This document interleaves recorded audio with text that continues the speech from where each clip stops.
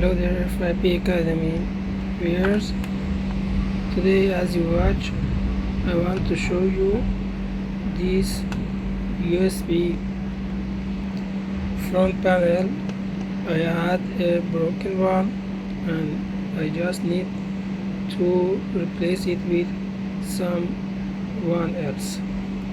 So, as you watch,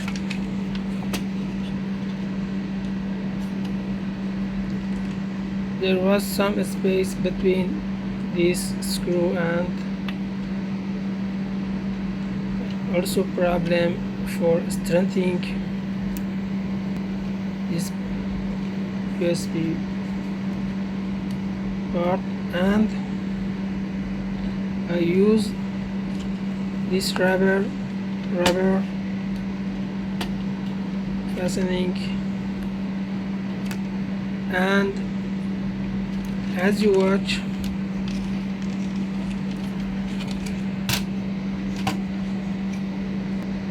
this just made it, and the problem is completely solved. Now I can insert safely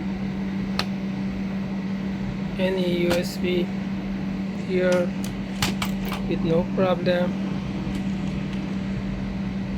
and USB, as I checked, was